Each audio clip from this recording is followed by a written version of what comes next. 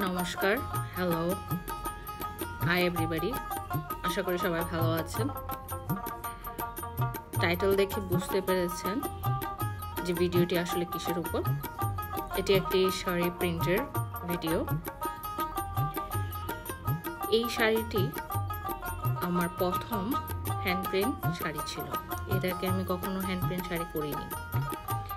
কাহিনীটা হচ্ছে, শুরুটা এমনভাবে হয়, আমার এক বান্ধবী আমার আর্ট খুব পছন্দ করতো। বিশেষ করে আমি যে ফোক আর্টগুলো করতাম তার খুব পছন্দ ছিল। তো সে বলে ওঠে যে পহেলা বৈশাখ যেহেতু আসছে সামনে, একটা শাড়িতে প্রিন্ট করাই যায়। তো তার কথা অনুসারে ভাবলাম নতুন একটা কিছু জানতেও পারবো, শিখতেও পারবো। আমার শাড়ি প্রিন্ট হিসেবে কোনো আইডিয়া ছিল না কিভাবে কি করতে হবে না করতে হবে।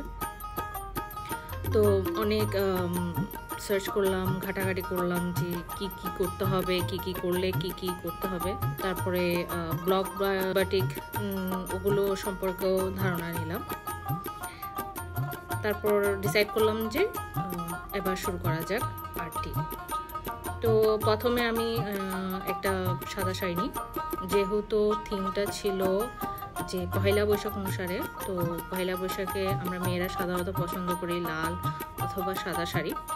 তো সেই অনুসারেই আমি সাদা একটা শাড়ি নিলাম, তাও হাফ সিল্কের উপর।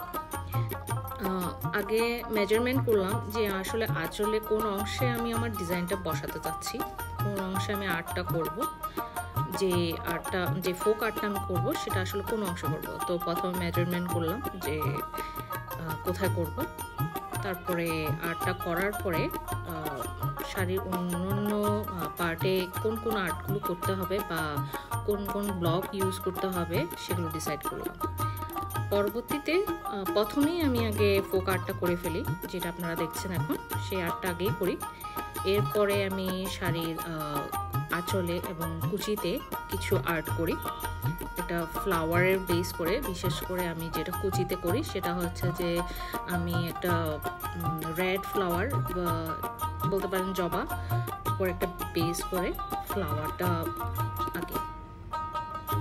তারপরে আমি শাড়ির বর্ডারে বা কর্নারে যে কুচির মতন করে একটা নেটের ডিজাইন করি, যাতে দেখতে আরো সুন্দর লাগে। তো এভাবেই আমার প্রথম হ্যান্ড পেইন্ট শাড়ি জার্নি শুরু হয়। এর পরবর্তীতে আরও দেখছেন আপনারা। আশা করি আপনাদের ভিডিওটা ভালো লাগবে।